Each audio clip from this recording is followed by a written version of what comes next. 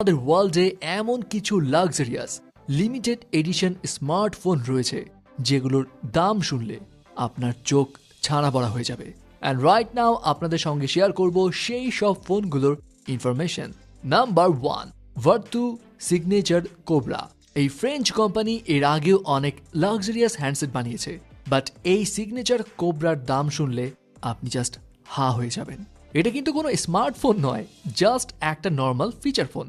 যেই feature phone আপনি বাজারে 500-600 টাকাতেই পাবেন, কিন্তু এটার প্রাইস $3,10,000, অর্থাৎ বাংলাদেশি টাকায় প্রায় 2.5 কোটি টাকারও বেশি।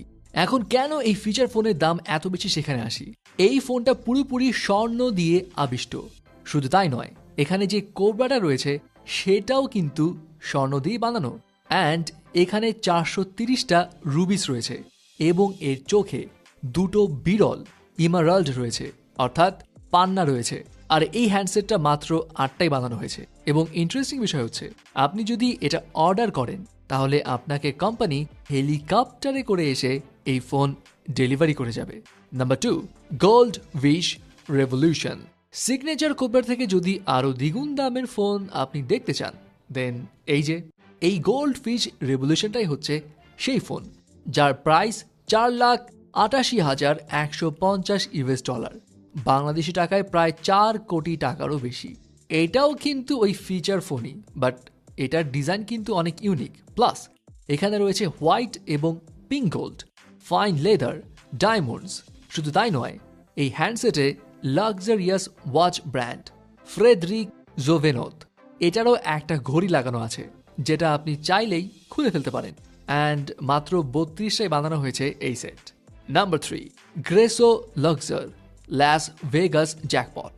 যদি আপনি একটা সেটের জন্য $1 মিলিয়ন খরচ করতে ইচ্ছুক, তাহলে এই হ্যান্ডসেট আপনার জন্য, যার বাংলাদেশি প্রাইস প্রায় 8 কোটি টাকার একটু বেশি।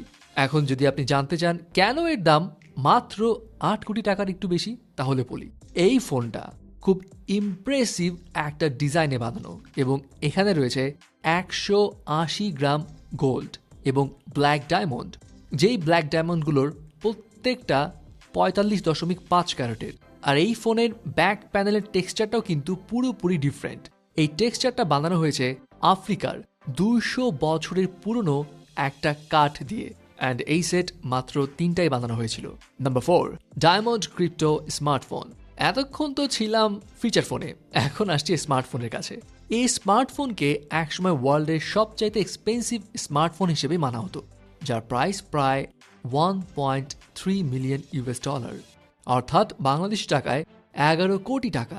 এই স্মার্টফোনটা সলিড প্ল্যাটিনাম দিয়ে বানানো এবং এর লোগো এবং হোম বাটন রোজ গোল্ড দিয়ে বানানো। প্লাস এই হ্যান্ডসেটে 50টা ডায়মন্ড বসানো রয়েছে। এছাড়া এখানে 10টা রেয়ার ব্লু ডায়মন্ডও রয়েছে। শুধুমাত্র লাক্সারিয়াস ডিজাইন ছাড়াও এই স্মার্টফোনের সফটওয়্যারটাও অনেক ডেভেলপড। এখানে একটা স্পেশাল ইনক্রিপশন টেকনোলজি ইউজ করা হয়েছে, যেটা ইউজারের সমস্ত ইনফরমেশন সেফ রাখে।